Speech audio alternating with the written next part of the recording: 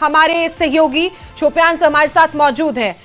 इरशाद, आप देखिए इस शख्स की ये जो शिनाख्त बताई जा रही है कि श्रीनगर का रहने वाला है, वहीं से क्या कोई जानकारी मिली है कि कहाँ रहता था और आसपास के लोग, क्या इसकी मानसिकता थी, क्या पहले इस तरह की कोई घटना देखने को मिली है? देखिए, इस तरह की घटना इससे पहले कभी नहीं देखी गई है। इस तरह के अभी खबरों में, इस तरह के स्रोतों से हमें खबर मिली है कि अब्दुल हमीद शेख जो गदापोरा शोपियान का रहने वाला बताया जा रहा है, लेकिन इसकी पुष्टि अभी तक जो है पुलिस ने नहीं की है। अभी जो तमाम जो एजेंसी है इसको लेकर जो है तमाम तरह जो भी जैसे ये इंफॉर्मेशन इकट्ठे की जा रही है, लेकिन फिलहाल इस तरह की ऐसी कोई वारदात सामने। लेकिन गदापोरा का जिस तरह के शख्स का जिक्र किया गया है, जो बताया जा रहा है कि वो एक बंदा ऐसा है कि वहां पे जिस नाम का ये शख्स है, वो उस नाम का एक बंदा जो मेंटली अनसाउंड है, वो दिमागी तौर पे जो है सही नहीं है। तो ये फिलहाल पुलिस उसकी जानकारी नहीं फराहम कर रही हो। हमारे सूत्रों के मुताबिक हमने भी पता करने की इस तरह की कोशिश की। जिस गांव का ये बताया जा रहा है, उस गांव का एक शख्स ऐसा है जो मेंटली अनसाउंड है। तो फिलहाल यही खबर बताई जा रही है जो अयोध्या में राम मंदिर के जो है परिसर में वहां पे नमाज पढ़ने की कोशिश कर रहे थे। जी इरशाद, तो आप कहीं ना कहीं ये कहना चाह रहे हैं कि ये कंफर्म अभी नहीं हो पाया है कि ये वही शख्स है जिसके बारे में बातचीत कर रहे थे, क्योंकि मेंटली डिस्टर्ब की अगर आप बात कर रहे हैं तो खबर ये भी मिली थी कि इनके कुछ साथी भी वहां मौजूद थे। ये जानबूझ के किया गया है, अनजाने में तो नहीं हुआ है? देखिए कि जिस तरह के ये बताया गया है कि जो 3 लोग हैं, 3 लोगों ने वहां पे नमाज पढ़ने की कोशिश की, लेकिन जिसकी फिलहाल पुष्टि हो रही है, इसका नाम सामने आ रहा है, वो अब्दुल हमीद शेख गदापुरा शोपियान का, उसका आधार कार्ड चेक हुआ है। लेकिन फिलहाल उस पुलिस की तरफ से इस बात की पुष्टि नहीं हो रही है कहाँ से कौन लोग है। तो जब तक पूरी तरह से जानकारी यहाँ की पुलिस नहीं कर पाती है तो फिलहाल कहना कबल वक्त होगा। ठीक है इरशाद, और इसके अलावा क्योंकि आप ग्राउंड जीरो पर मौजूद हैं, तो आप को लगता है कि ये जब जानकारी निकलकर सामने आएगी, क्योंकि हमने आसपास पूछताछ तो की होगी इस मामले में? जैसे कि हमने बिल्कुल हम अपने तरीके से जो पूछताछ की, जैसे कि मैंने बताया कि जो गदापोरा का जो नाम आया है, जिस शख्स के बारे में बताया जा रहा है वो मेंटली अनसाउंड है, ये इस तरह की बात कही जा रही है। लेकिन ये हमारे पास जो खबर जो बताई जा रही है कि जो अयोध्या में है वो 2 से 3 बंदे जो है जिन्होंने वहां पे नमाज पढ़ने की कोशिश की है।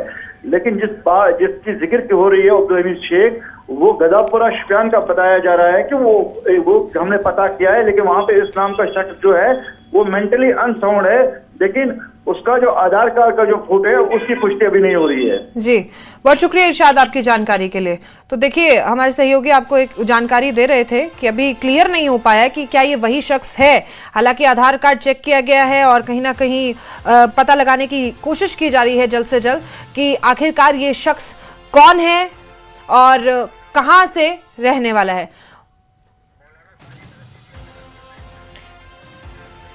मौलाना साजिद रशीदी हमारे साथ न्यूज 18 पर बातचीत के लिए जुड़ चुके हैं। बहुत स्वागत है सर आपका।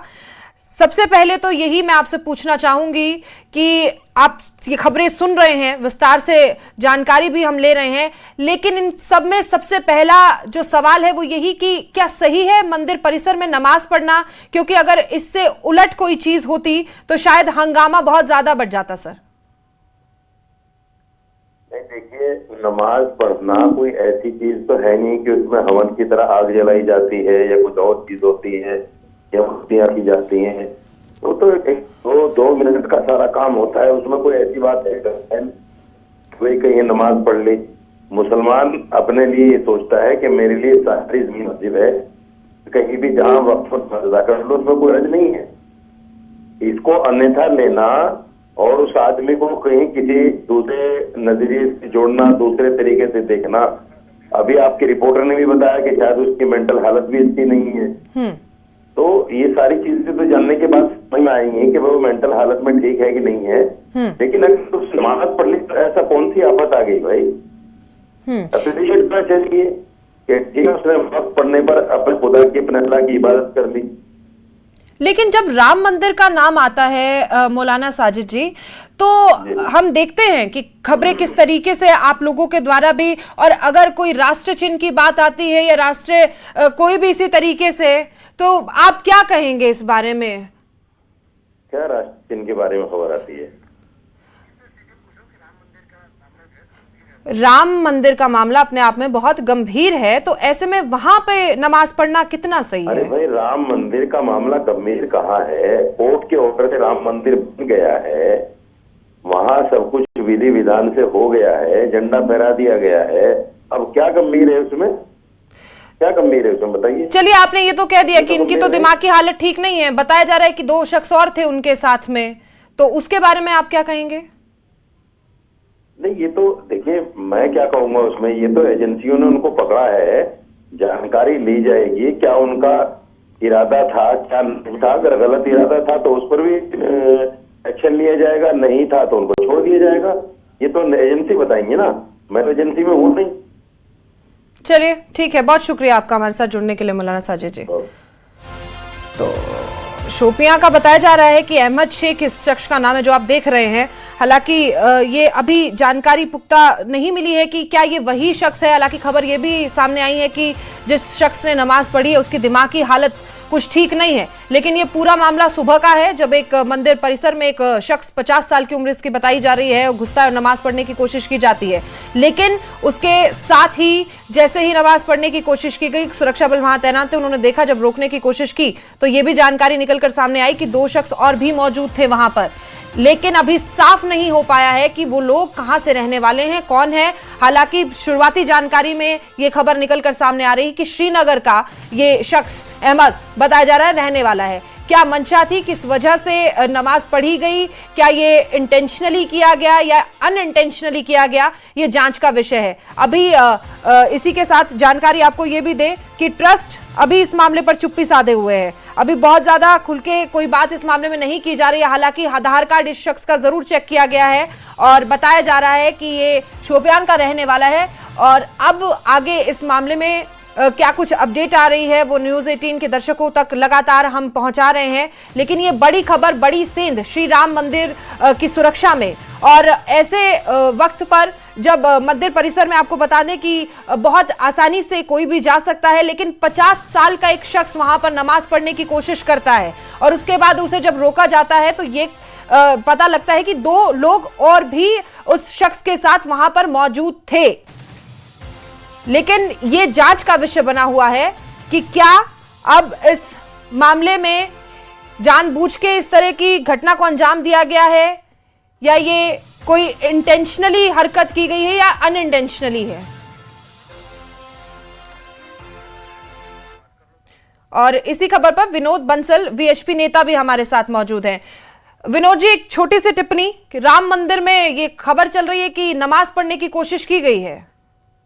देखिए, बड़ा दुर्भाग्यपूर्ण है कि इतने हाई सिक्योरिटी रेंज में भी आदमी कैसे ये जिहादी मानसिकता घुस जाती है और घुसने के बाद भी ये न सिर्फ फॉल बेचने का बहाना करते हैं और वहां जाकर के नमाज पढ़ते हैं और जिहादी नारे भी लगाते हैं। यही शायद कारण है कि हमारे कई धर्म स्थलों में ऐसे जो नॉन बिलीवर्स हैं उनकी एंट्री बैन की हुई है। और आप देखिए कि जिस तरह से वहां राम मंदिर परिसर में इस तरह की हरकतें करना कितना गंभीर है। और ये मानसिकता आखिरकार क्या दर्शाती है? क्या इनके पास कोई मस्जिदें नहीं है क्या? अयोध्या के अंदर कुछ कम से कम दर्जन भर मस्जिद हैं, लेकिन मंदिर के अंदर ही नमाज पढ़ना और मंदिर के अंदर ही जिहादी नारे लगाना, हिंदुओं को डराना धमकाना, ये इनकी प्रवृत्ति, प्रकृति और संस्कृति सी बन गई है। इस पर अंकुश लगाना बहुत जरूरी है। सिक्योरिटी फोर्सेस से निवेदन है कि वो तो वैसे छोड़ेंगे नहीं, वो योगी जी की सरकार है और वो एक एक करके उसको सब तार निकाल लेगी सारा, कहां से कहां भिड़े हुए थे इनके और आखिरकार कौन सी मानसिकता थी जिसके कारण इन्होंने ऐसा कुकृत्य किया। और मंदिर जैसा पवित्र स्थल भी इन्होंने ये दूषित करने की कोशिश की, वहां वातावरण खराब करने की और वहां के श्रद्धालुओं को एक तरह से डराने की कोशिश कर रही थी। तो ये ठीक नहीं है, इसके विरुद्ध कार्रवाई तो सुनिश्चित होनी चाहिए। लेकिन इसके पीछे षड्यंत्रकारी कौन है और इनके पीछे कौन लोग हैं, सिर्फ 2 ही लोग नहीं हो सकते ऐसे काम करने वाले। मेरा अंदेशा है कि इसमें और भी कुछ गैंग होगी जिसने षड्यंत्र पूर्वक इस काम को किया है कुछ न कुछ। इसके लिंकों को, उनके तारों को भी जोड़ना बहुत जरूरी है जिससे आगे कोई बड़ी दुर्घटना होने से पहले उसका निदान निकाला जा सके। देखिए, राम मंदिर में इस तरह की घटना को पहली बार नहीं हुई, पहले भी कई ऐसे इस्लामिक जिहादी तत्व जो है ना मंदिर की पवित्रता को भंग करने और वहां पर हमला करने की कोशिश की है। लेकिन कहा जाता है कि राम मंदिर जो है ना वहां पर हनुमान जी स्वयं सुरक्षा देखते हैं, तो इसलिए वहां कोई परिंदा भी पर नहीं मार सकता। जो आए हैं वो तुरंत पकड़े गए हैं या वो ठिकाने लग गए हैं। तो इसलिए इन सबको ध्यान रखना चाहिए कि आखिरकार ये जो मानसिकता है और जो जिहादी मानसिकता से लोगों को डराने की दृष्टि से आएगा, वो बच के नहीं जा पाएगा। और ये राम मंदिर जैसा पवित्र परिसर और हमारा हिंदू समाज का एक सबसे बड़ा तीर्थ है, एक तरह से बना हुआ भी है, और इस तीर्थ की पवित्रता को भी भंग करने की कोशिश करेंगे, ये असम्य अपराध है। जी देखिए विनोद बंसल जी, शुरुआती जांच में तो ये भी सामने आया है कि इस शख्स की मानसिक हालत ठीक नहीं है, एक चीज, लेकिन दूसरी चीज ये भी क्योंकि राम मंदिर के परिसर में किसी के लिए भी जाना बेहद आसान है, और ऐसे में इस तरह के वाकये अगर सामने आएंगे तो किस तरीके से इन्हें हम रोक सकते हैं? निसंदेह देखिए, अब ट्रस्ट को एक बार तय करना है, सारी चीजें इन्वेस्टिगेशन का हिस्सा है। जब तक वो सारे तथ्य सामने नहीं आएंगे, सत्य सामने नहीं आएगा और उनकी मानसिकता का क्लैरिटी नहीं होगी, तब तक उसमें कोई निर्णय लेना भी इसमें प्राइमरीली ठीक नहीं होगा। लेकिन हाँ, कुछ न कुछ करना पड़ेगा कि इस तरह की मानसिकता से लोगों को मतलब उस परिसर को बचाया जा सके। ये व्यवस्था करना बहुत जरूरी है, शासन, प्रशासन, सरकार और ट्रस्ट के लिए, क्योंकि ये जो सोच है, ये सोच ही खतरनाक है कि आखिरकार आपने नमाज पढ़नी है तो मंदिर के अंदर ही पढ़नी है। जिहादी नारे लगाने, अल्लाह अकबर के नारे लगाने हैं तो वहीं जाके लगाने हैं। जी, ये क्या तरीका हुआ भाई? जी, बहुत सारी जगह पड़ी है, और अयोध्या के अंदर जाकर के देखो, आप आराम से रह रहे हैं, कोई मक्का में जाकर कोई इनको दिखा दे, कोई नॉन मुस्लिम जाकर के वहां एंट्री हो जाए, इनकी मस्जिद के अंदर कोई जाकर हनुमान चालीसा पढ़ सकता है क्या? मुझे बता दो कोई। अभी तो देखिए कि सेकुलर ब्रिगेड अभी खड़ी होगी देश की, वो ये कहेगी कि क्या हो गया, नमाज पढ़ ली तो क्या हो गया, ये तो पवित्र काम है। लेकिन उनसे मैं पूछना चाहूंगा कि क्या मेरे बजरंग दल के कार्यकर्ता मस्जिदों में चले जाएं, वहां हनुमान चालीसा का पाठ करने दोगे आप? ये जो है ना, सोच कहीं ना कहीं गड़बड़ हो रही है। और ऐसे ही जो कट्टरपंथी नेतृत्व के कारण ये जो मुस्लिम यूथ हैं, ये इस तरह की जो जिहादी सोच है वो पनपती है। जी, इनको घर के अंदर संस्कार नहीं मिलते कि आखिरकार ये जो नमाज है, नमाज कहाँ पढ़नी चाहिए, कैसे पढ़नी चाहिए, जी, और वहां पर कहाँ पर क्या रीति नीति होनी है, वो सब नहीं। ये इनको कहीं भी जाकर के कुछ भी करने लग जाएंगे, और ये बेसिकली कोई नमाज नहीं पढ़ रहे थे। वास्तव में देखा जाए तो ये तो जिहाद कर रहे थे, वहां जाकर के नमाज के बहाने जो है ना वो जिहादी नारे लगाना चाह रहे थे। इनको पता है कि वहां कोई नमाज तो पढ़ने नहीं देगा, लेकिन जैसी नमाज पढ़ेंगे तो वो अल्लाह होगा, लोगों को पॉइंट ऑफ अट्रैक्शन बनेगा, पब्लिसिटी मिलेगी।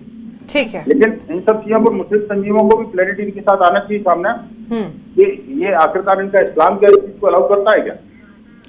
जी, बहुत शुक्रिया विनोद बंसल जी आपकी जानकारी के लिए। तो देख सकते